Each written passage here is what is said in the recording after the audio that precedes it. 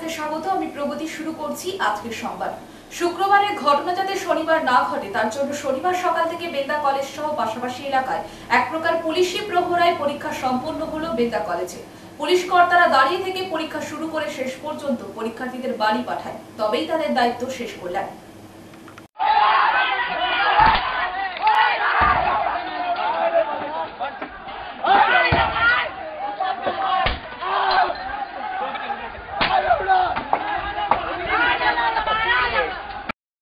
ঘটনা যাতে শনিবার না ঘটে তার জন্য শনিবার সকাল থেকে বেলদা কলেজ সহ পাশাপাশি এলাকায় এক প্রকার পুলিশি প্রহরায় পরীক্ষা সম্পন্ন হলো বেলদা কলেজে। পুলিশি কর্তারা দাঁড়িয়ে থেকে পরীক্ষা শুরু থেকে শেষ পর্যন্ত পরীক্ষার্থীদের বাড়ি পাঠিয়ে তবেই তাদের দায়িত্ব শেষ করলেন। উল্লেখ থাকে বেলদা কলেজে সেমিস্টারের পরীক্ষা চলছে, আর এই কেন্দ্রে পরীক্ষা দিচ্ছে খড়গপুর ও কাশমুলি কলেজ। খড়গপুর কলেজের অধিকাংশ পরীক্ষার্থী বিশ্ববিদ্যালয়ের নির্দেশকে বুড়ো আঙুল দেখিয়ে দেদার মোবাইল নিয়ে পরীক্ষা কেন্দ্রে প্রবেশের পাশাপাশি টুকলি করছিল, আর বিশ্ববিদ্যালয়ের পর্যবেক্ষকরা তা ধরে তাদেরকে মোবাইল নিয়ে পরীক্ষা কেন্দ্রে প্রবেশের নিষেধ করেন। আর তার থেকেই শুরু হয় বিপত্তি। অধ্যাপকদের উদ্দেশ্যে গালিগালাজ দেওয়ায় বেলদা কলেজের ছাত্র সংসদের ছাত্ররা প্রতিবাদ করে, আর তাতেই দুই পক্ষের সংঘর্ষ হয়। খড়গপুরের ছাত্ররা বেলদা কলেজের ছাত্র সংসদের অফিসের চেয়ার টেবিল দরজা সব ভেঙে দেয়। দুই পক্ষের প্রায় 20 জন আহত হন। অগ্নিগর্ভ হয়ে উঠে বেলদা কলেজের পরিবেশ, যা আগে কখনো এই ধরনের ঘটনা তেমনভাবে ঘটেনি। এরপরে শনিবার যাতে পরীক্ষা সুষ্ঠুভাবে সম্পন্ন হয় তার জন্য কড়া প্রশাসনিক ব্যবস্থা ছিল। এদিন সকাল থেকে বেলদা কলেজের গেট থেকে বেলদা বাসস্ট্যান্ড, বেলদা স্টেশন, বেলদা সুভাষপল্লী মোড়, দেউলি বাসস্ট্যান্ড সর্বত্র পুলিশি পাহারা ছিল। এদিন পরীক্ষা সুষ্ঠুভাবে শেষ হয়েছে।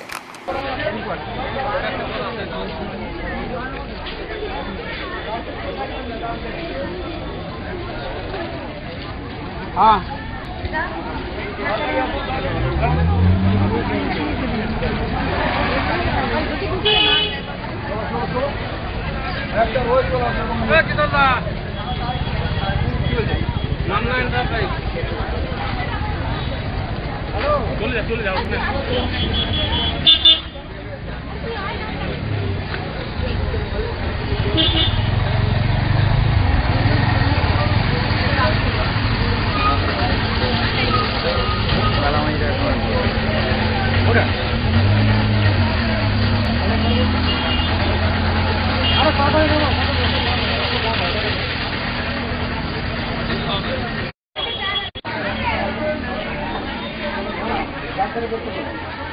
আইকার সব দিলে না থাকে ওই বোর্ড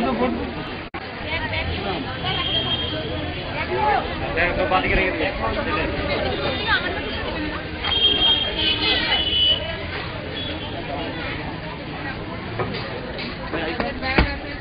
ব্যাগ রাখো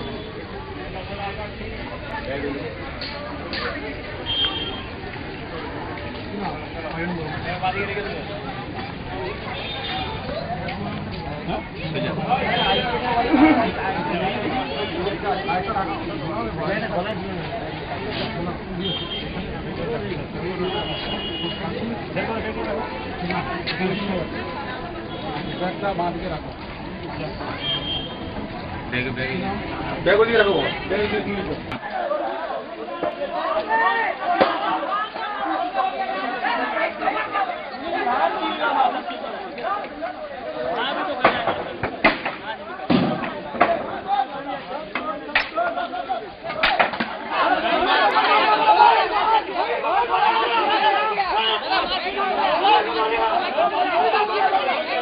हेलो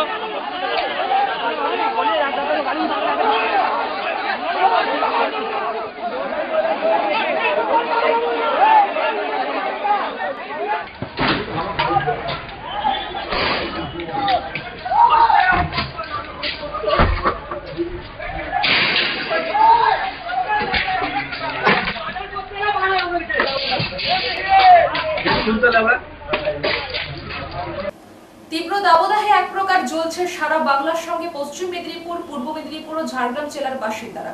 সকাল থেকে তীব্র চড়া রোদ সঙ্গে ভ্যাপসা গরমে চরম অস্থিরতা দেখা দিয়েছে শিশু থেকে বৃদ্ধ সকলেরই। জঙ্গল থেকে এক অজ্ঞাত ব্যক্তির মৃতদেহ উদ্ধার করলো নারায়ণগড় থানার পুলিশ। ঘটনাটি ঘটেছে শনিবার সকালে পশ্চিম মেদিনীপুর জেলার নারায়ণগড় থানার বহুরূপা এলাকায়। জঙ্গল থেকে এক অজ্ঞাত ব্যক্তির মৃতদেহ উদ্ধার করলো নারায়ণগড় থানার পুলিশ। ঘটনাটি ঘটেছে শনিবার সকালে পশ্চিম মেদিনীপুর জেলার নারায়ণগড় থানার বহুরূপা এলাকায়। স্থানীয় পুলিশ সূত্রে জানা গিয়েছে, এদিন সকালে নারায়ণগড় থানার বহুরূপা এলাকায় রাস্তার ধারে একটি জঙ্গলে এক অজ্ঞাত ব্যক্তির মৃতদেহ পড়ে থাকতে দেখে স্থানীয় এলাকার মানুষজন এরপর খবর দেওয়া হয় নারায়ণগড় থানার পুলিশে। খবর পেয়ে নারায়ণগড় থানার পুলিশ ঘটনাস্থলে গিয়ে মৃতদেহ উদ্ধার করে। মৃত্যুর সঠিক কারণ জানতে মৃতদেহ ময়নাতদন্তের জন্য খড়গপুর মহকুমা হাসপাতালে পাঠিয়েছে। একই সাথে মৃত ব্যক্তির নাম পরিচয় জানার জন্য তদন্ত শুরু করেছে নারায়ণগড় থানার পুলিশ। কথা ছিল পুজোর সময় যখন তিনি আসবেন তখন মেয়ের জন্য গিফট আনবেন, সেই সঙ্গে বার্থডে সেলিব্রেশন করবেন, কিন্তু তার করা হলো না বাঙালি শ্রমিকের। কুয়েতের ভয়ঙ্কর দুর্ঘটনায় মৃত্যু হলো 49 জন ভারতীয়, সঙ্গে পশ্চিম মেদিনীপুরের বাঙালি শ্রমিক দারিকেশ পটনায়কের, বয়স 52 বছর। কথা ছিল পুজোর সময় যখন তিনি আসবেন তখন মেয়ের জন্য গিফট আনবেন, সেই সঙ্গে বার্থডে সেলিব্রেশন করবেন, কিন্তু তার করা হলো না বাঙালি শ্রমিকের। কুয়েতের ভয়ঙ্কর দুর্ঘটনায় মৃত্যু হলো 49 জন ভারতীয়, সঙ্গে পশ্চিম মেদিনীপুর বাঙালি শ্রমিক দারিকেশ পট্টনায়কের, বয়স 52 বছর। মূলত এই দারিকেশবাবু আসল বাড়ি দাঁতনের তুরকাতে। এরই পাশাপাশি তিনি সম্প্রতি মেদিনীপুর শহরে শরৎপল্লী এলাকায় বাড়ি বানিয়েছেন, সেখানে তিনি স্ত্রী এবং মেয়েকে নিয়ে থাকতেন। তবে দীর্ঘ 27 বছর তিনি বাইরে চাকরি করতেন। দীর্ঘ 20 বছর ধরে কুয়েতের একটি বেসরকারি সংস্থায় ইঞ্জিনিয়ার সুপারভাইজার পদে কাজ করছিলেন। গত বুধবার বিধ্বংসী আগুনে মৃত্যু হলো 49 জন মানুষের, যার মধ্যে 45 জন ভারতীয়। মূলত ভোরের দিকে কুয়েতের রাজধানী শহরের দক্ষিণে মাংকাপ এলাকার একটি বহুতল আবাসনে আগুন লাগে। ওই আবাসনে থাকতেন শ্রমিকেরা, যাদের অধিকাংশই ভারতীয়। তবে কী কারণে আগুন লেগেছিল তা নিয়ে ধোঁয়াশা রয়েছে। এদিন তার পার্থিব শরীর তার নিজের বাড়িতে এলে বাড়ির লোকেরা ভেঙে পড়ে। এরপর বাড়ির লোকের পাশাপাশি শ্রদ্ধা জানান মেদিনীপুরের মানুষজন। এরই পাশাপাশি মালা দিয়ে শ্রদ্ধা জানান মেদিনীপুরের বিভিন্ন রাজনৈতিক দলের নেতাকর্মীরা। শনিবার সকালে দমদম বিমানবন্দর থেকে 10:30 নাগাদ দেহ এসে পৌঁছায় মেদিনীপুর শহরের শরৎপল্লী এলাকার বাড়িতে। কফিনবন্দি দেহ পৌঁছতেই বাড়ির লোকেরা কান্নায় ভেঙে পড়েন। এরপর দেহ বাড়িতে কিছুক্ষণের জন্য রাখা হয়। মেদিনীপুর শহরের বিভিন্ন এলাকার বিভিন্ন রাজনৈতিক দলের লোকেরা এসে শেষ শ্রদ্ধা জ্ঞাপন করেন দেহে। উপস্থিত ছিলেন সাংসদ জুন মালিয়া। শ্রদ্ধা জানিয়ে পরিবারকে সমবেদনা জানান। এরপর দেহ সেখান থেকে রওনা দেয় তার গ্রামের বাড়ি দাঁতন থানার তুরকা এলাকার উদ্দেশ্যে।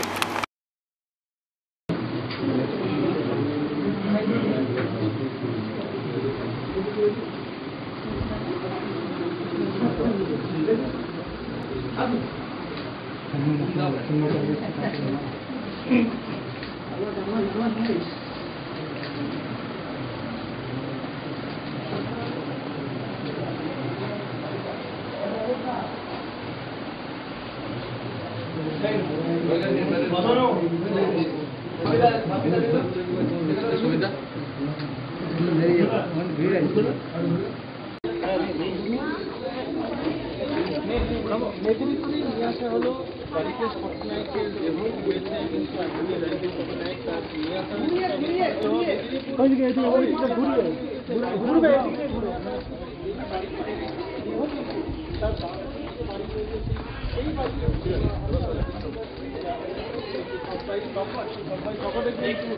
দেহ তোলা হচ্ছে এবং এখান থেকে দেহ কিন্তু অন্তিম কাজ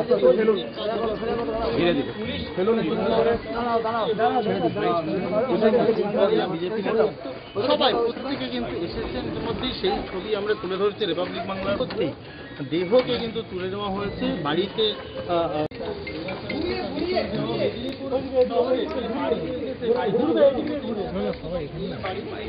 দেহ কিন্তু তার দাঁতনের যে বাড়ি রয়েছে সেই বাড়িতে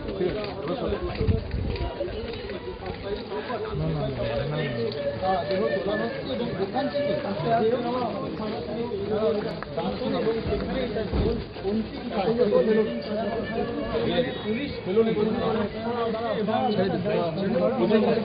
বিজেপি নেতা সবাই প্রত্যেকে কিন্তু এসেছেন। ইতিমধ্যেই সেই ছবি আমরা তুলে ধরছি রিপাবলিক বাংলার পর্দায় এক্সক্লুসিভ থেকে তুলে ধরছি। দেখা গেছে সবাই সকলে ইতিমধ্যেই দেহকে কিন্তু তুলে দেওয়া হয়েছে বাড়িতে। কি বললেন পরিবারকে? এরকম একটা সময় আমি আর কি বলতে পারি। আমি এসেছি, আমাকে দিদি এখানে পাঠিয়েছেন, আমি দিদির রিপ্রেজেন্টেটিভ হয়ে এসেছি পরিবারের পাশে দাঁড়াতে। এবং এটুকুই বলবো যে আমাদের যেভাবে আপনারা সকলেই জানেন যে কুয়েট সহ মিডল ইস্টে আমাদের প্রচুর মাইগ্রেন্ট ওয়ার্কার্স এবং এক্সিকিউটিভরা গিয়ে কাজ করেন। আর এই যে ইনসিডেন্টটা হলো, আউট অফ 49 যারা ওখানে ট্র্যাপড হয়েছিল, 45 ইন্ডিয়ানস, তারা এই ইনসিডেন্টটাতে প্রাণ হারিয়েছেন এবং 21% অফ ইন্ডিয়ান এক্সপ্যাটস যেমন আমাদের মাইগ্রেন্ট ওয়ার্কার্স অ্যান্ড এক্সিকিউটিভ সহ 21% অফ কুয়েটস পপুলেশন ইজ আমাদের ইন্ডিয়ান এক্সপ্যাটস। সেখানে এই যে ডিপ্লোরেবল একটা লিভিং কন্ডিশনে যেভাবে এনাদেরকে যারা হায়ার করে নিয়ে যান তারা রাখেন এবং অনেক বছর ধরে আমরা শুনে আসছি যে আমাদের মাইগ্রেন্ট ওয়ার্কার্সদের প্রতি যে ডিসক্রিমিনেশন করা হচ্ছে, যেভাবে এক্সপ্লয়টেশন করা হচ্ছে, হিউম্যান রাইটসের মেনি অর্গানাইজেশন অলরেডি কিন্তু এটা নিয়ে সরব হয়েছেন অনেক বছর ধরে। তবে গতকাল যেটা আপনারা দেখেছেন যে বিল্ডিংটাতে অ্যাডিকুয়েট ফায়ার সেফটি মেজার্স কিছুই নেওয়া হয়নি।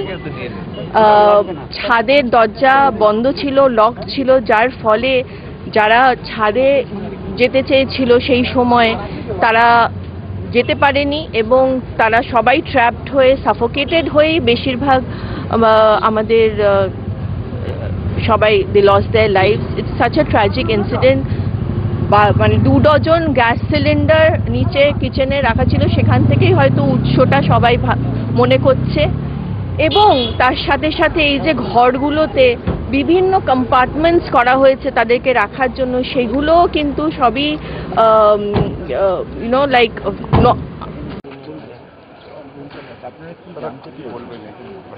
এটা খুবই দুঃখজনক ঘটনা। 30 বছর আগে কাজে গেছিলেন এখান থেকে। আমাদের রাজ্যেরই বাসিন্দা। রাজ্য সরকারের পক্ষ থেকে যা যা কর্তব্য সেটা রাজ্য সরকার দায়িত্ব নিয়ে করছে এবং রাজ্য সরকারের পক্ষ থেকে এয়ারপোর্টে এখন আমি আছি, এখান থেকে ভিডিও সাহেব এটা নিয়ে যাবে কমিশন অব্দি সমস্ত যা যা দায়িত্ব সরকারের পক্ষ থেকে। সরকারের কাজ সরকার করবে, সেটা পরবর্তী সময় বলে দেবে। এখন তো সরকারি সবই প্রক্রিয়াটা সরকারি প্রক্রিয়া। খুবই দুঃখজনক ঘটনা, বললাম তো, খুব মর্মান্তিক দুঃখজনক ঘটনা। এখানেও গতকাল হয়েছিল। এখানে যেটা হয়েছিল কালকে দেখেছেন, 2 ঘন্টার মধ্যে সেটাকে নেওয়ানো হয়ে গেছে আর আমরা ঘটনা এনকোয়ারি করছি। যদি কেউ দোষী সাব্যস্ত হয় সেটা আইনগত সাব্যস্ত।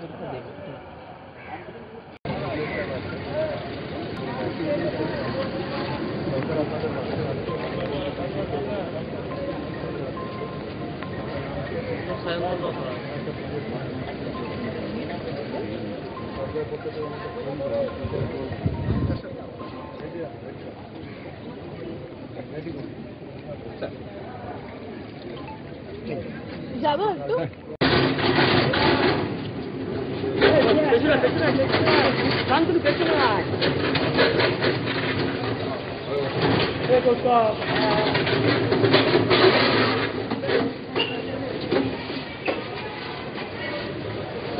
ছবিটা ভালো হয় না। আমরা রাস্তা চাই আমাদের যত ভালো তত ভালো। এখন ক্যামেরা ফ্রেম চেপে ছোট করে দেবো।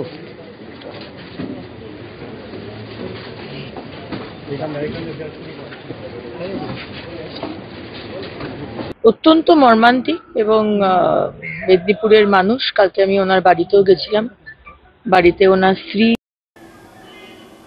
রাজ্য জুড়ে ডেঙ্গুর চোখ রাগানি, আতঙ্কিত ঝাড়গ্রাম শহরবাসী। সামনেই বর্ষা, তার আগেই রাজ্য জুড়ে বাড়ছে ডেঙ্গুর মৃত্যু লম্বা লাইন। রাজ্য জুড়ে ডেঙ্গুর চোখ রাঙানি, আতঙ্কিত ঝাড়গ্রাম শহরবাসী। সামনেই বর্ষা, তার আগে রাজ্য জুড়ে বাড়ছে ডেঙ্গুর মৃত্যুর লম্বা লাইন। একই রকম ভাবে ঝাড়গ্রাম শহরেও নিকাশি নালার দুরব্যবস্থা, জমছে জল, বাড়ছে আবর্জনা স্তূপ, উৎপত্তি মশার আতুর ঘর। ঢিলছোড়া দূরত্বে রয়েছে ঝাড়গ্রাম পৌরসভার চেয়ারম্যান কবিতা ঘোষের বাড়ি, অথচ তার বাড়ির সামনেই নিকাশি নালার দুর্ব্যবস্থা।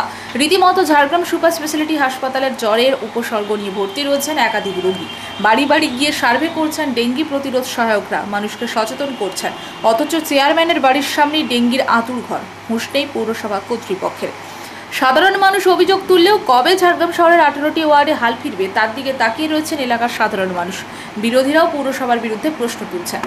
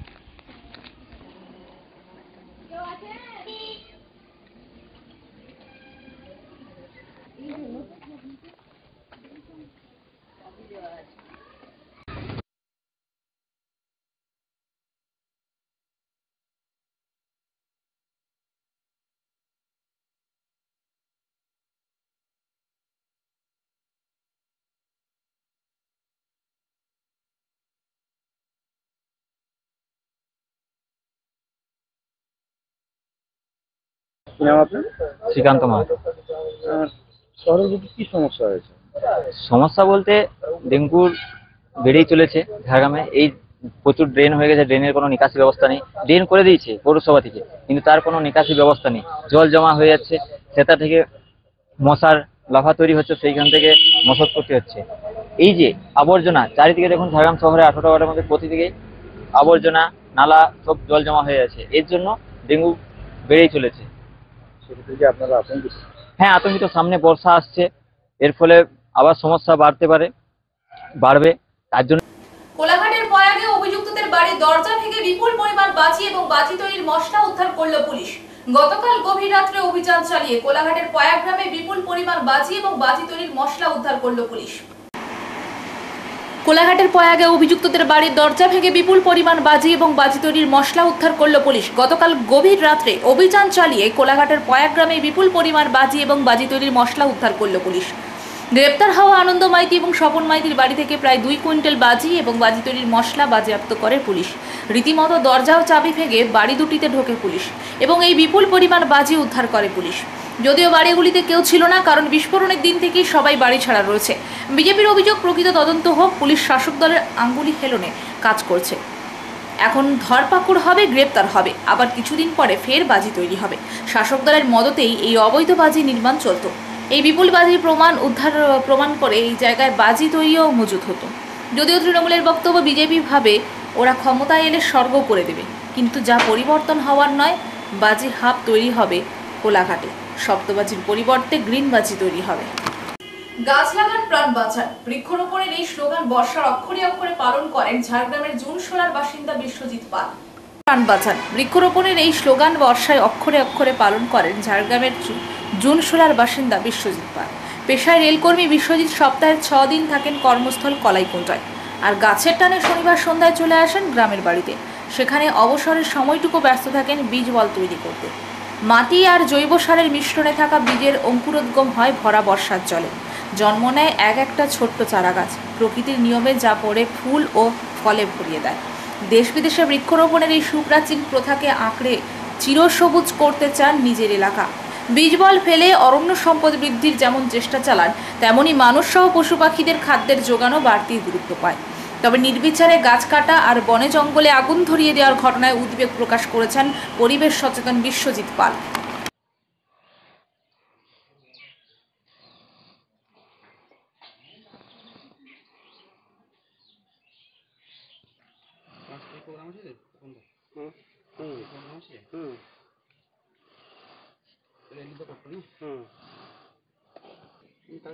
কথা বলতো নাম দিতে আর জায়গা কি বলে মানে কিছু আগে সম্বোধনা দেওয়া হবে জায়গায় যে প্লাস্টিক বর্জন জানের দোকানে ব্যবহার।